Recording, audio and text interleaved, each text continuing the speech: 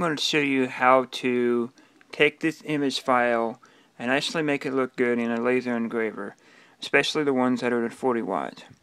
Now, if you take this image right here as it is and put it in a laser engraver, it's going to look like crap. If you put it in black and white, it's still going to look like crap. But what I've found online and what I've done my research on, you need to download a program called GIMP, G-I-M-P. GIMP is very easy to use, and if you're just going to be using this for the photo engraver or laser engraver, it's going to be just like the simplest tool to find. And GIMP is free. They have a program called PhotoGrave, which is like $500. It does the same thing as this program, but GIMP is free. You just need to know how to use it. So you go to File, you go to Open, you find out where you have your file located at.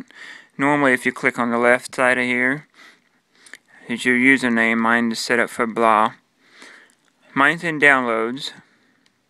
I'm going to look for the file called Nance Baby, and which is what that photo is.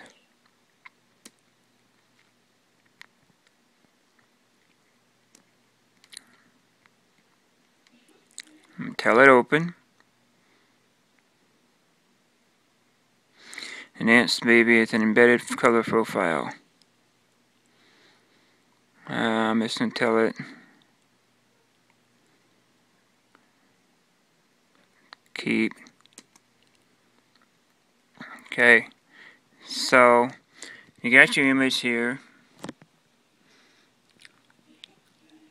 and you're going to go to Image up here at the top, and go to Mode, and you're going to go to Index.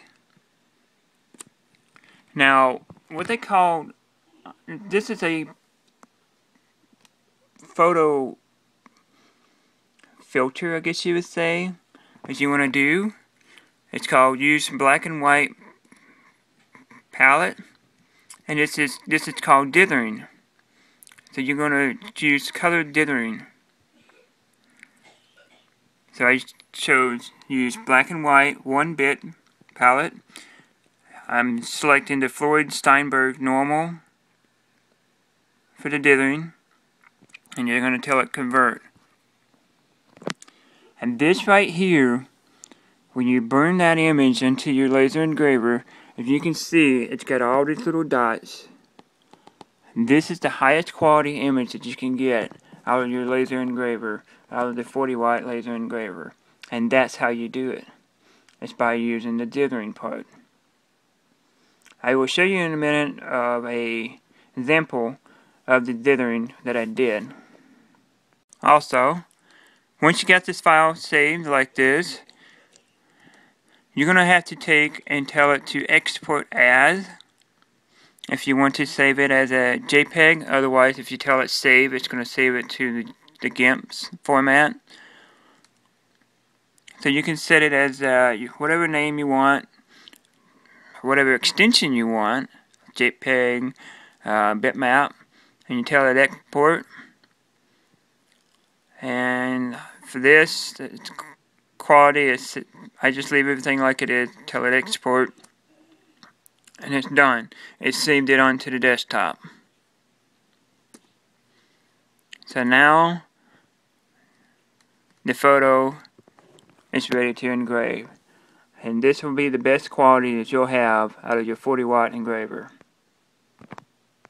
The photo that I'm doing right now is this. The program Laser Draw 3, this is what came with the laser engraver, and I have this set up, and it's got it on a wood blank like this. It's got it set to 12% of the amperage, and I've had to take and run, this is the second pass. The first pass I did it at 10% and it was not bright enough, so I used the paper down below as a template to know where it was at, and as you can see, the paper is now getting burned away on the one side. But I wanted to use this as a template to see where I'm going to put my board and how white it's actually going to be on this wood blank. Probably could use like a cardstock paper that's not going to burn like that and etch onto your metal. But as you can see, when at 10%, the details of the lamp and stuff was great. As before, when I did it and it was just a black and white image, this is what the black and white image would do. And there's very little details in the face. You've got some details in leaves and such. Same way with the bigger image. So by using the dithering thing in the GIMP, it's going to work out a lot better for your quality of your images. The baby's face here, it's just nothing but white in the center, and you can see the black of his eyes. Logos, if you just put a regular logo, like this bear's logo, it's fine without anything. Just using a grayscale or a black and white image would be fine. But if you want a quality image, don't use grayscale. Use the dithering effect like I showed previous in the front of this video. But this is a cool, kind of a cool effect to do it this way. It's different. And this is kind of an example. This is at 10% what it's going to look like. It's very light at 10%, but you can actually see the body of the person and the face, and it's not just black and white like this on and off. This has actually got gradient colors of the dark, and you can see right here. This will probably take about 20 minutes to a half hour, maybe 40 minutes to do. And this is a 7-inch blank.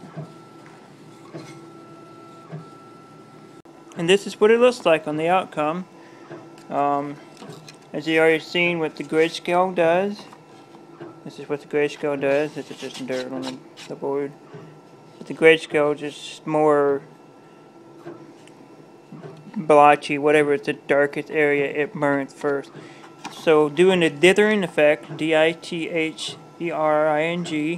if you go through that program and do what this does, you can actually see it does look grainy and pixelated, but you can actually make out the body of the woman, and that she's wearing glasses, the lamp shade, her ear, the face of the girl, her shoulder, the arm and the hand, and she's wearing a dress, her hair done. That picture right there is 100 times better than this picture right here. So if you want to get a higher quality, and yes, it's going to be a little grainy, pixelated, then follow my tutorial, and this is how it's done. Thanks for watching. If you have any comments, suggestions, questions, put them in the section down below. I'm burning another image here in 10.5 just to see how it would look. This is on 11. This is what it looks like on 11. This is what it looks like on 12. I thought 12 was too dark. You couldn't make out the girl's face. And this is on 11. So 10.5 is probably the lightest I would want to go on a piece of wood. And this is what it looks like so far. It's a little bit lighter than I would like. You can actually see the girl's face, the face of the woman, and all that. Also, always remember, never stick your hand in front of this moving piece here. You got a mirror there. I've done this twice already. See that little blotch on my finger? I burned myself with the laser, not thinking that, oh.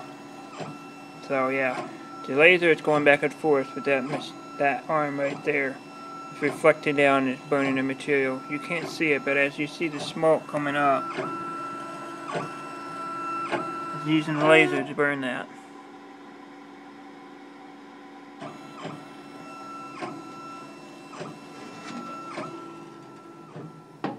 Okay.